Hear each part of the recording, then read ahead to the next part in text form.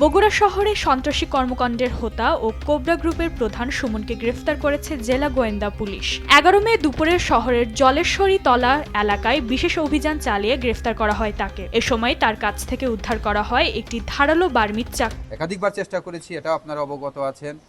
পরবর্তীতে গোপন সংবাদের ভিত্তিতে গতকালকে আমাদের ডিবির একটি চৌকস দল আমরা সংবাদ পাই, আমার অফিসাররা সংবাদ পায় যে সে একটি নির্দিষ্ট জায়গায় মালতীনগরের ওদিকে একটি জায়গাতে সে অবস্থান করছে।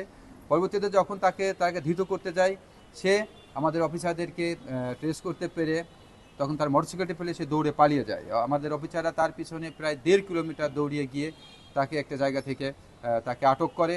কিন্তু আটক করাকালীন সময়ও সে তার হাতে সে একটি ধারালো একটি বার্মির চাকু নিয়ে তাদের সাথে প্রতিরোধ গড়ে তোলে এবং তাদেরকে মারতে উদ্যত হয়।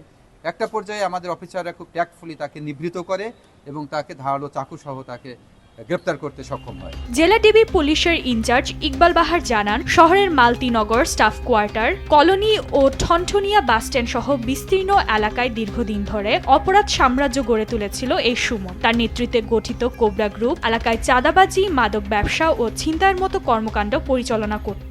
সুমন নামে একটি ছেলেকে গতকালকে আমরা বার্মি চাকু সহ গ্রেপ্তার করেছি।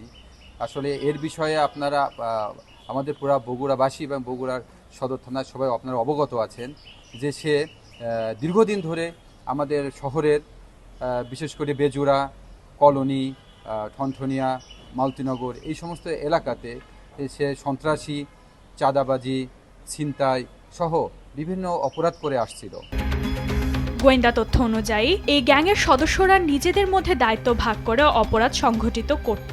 তাদের কেউ চাঁদা আদায়, কেউ মাদক ব্যবসা, কেউ বা আবার নির্দিষ্ট এলাকায় ত্রাস সৃষ্টিতে লিপ্ত থাকত। কোবরা বাহিনী নাম দিয়ে সে তার সহযোগী অন্যান্য অপরাধীদেরকে নিয়ে সে শহরের ভিতরে একটা ত্রাস সৃষ্টি করে বেড়াতো এবং নিরীহ বগুড়াবাসীদেরকে বিভিন্ন সময় তাদের কাছ থেকে চাঁদা দাবি করা, তাদেরকে বিভিন্ন বিষয়ে ছিনিয়ে নেওয়া, কাউকে জিম্মি করে তাদের কাছ থেকে মুক্তিপণ দাবি করে আসছিল। এই বিষয়ে তার বিরুদ্ধে একাধিক মামলা হয়েছে, হত্যা মামলা সহ একাধিক মামলা হয়েছে। সামান্য বিরোধী প্রতিপক্ষের উপর ধারালো অস্ত্র নিয়ে ঝাঁপিয়ে পড়ত সুমন। এমনকি আইনশৃঙ্খলা রক্ষাকারী বাহিনীর উপর হামলার অভিযোগও রয়েছে তার বিরুদ্ধে। সুমনের বিরুদ্ধে মাদক, ছিনতাই, মারামারি ও হত্যাকাণ্ড সহ অন্তত 8টি মামলা বর্তমানে বিচারাধীন রয়েছে। 13 মে দুপুরে প্রেস ব্রিফিংয়ের মাধ্যমে এসব তথ্য নিশ্চিত করার পর বিকেলেই তাকে আদালতের মাধ্যমে কারাগারে পাঠানো হয়েছে। দুর্ধর্ষ এই গ্যাং লিডার গ্রেফতার হওয়ায় জনমতে স্বস্তি ফিরবে বলে আশা করছে পুলিশ কর্তৃপক্ষ। নিউজ ডেস্ক, দেশ টিভি।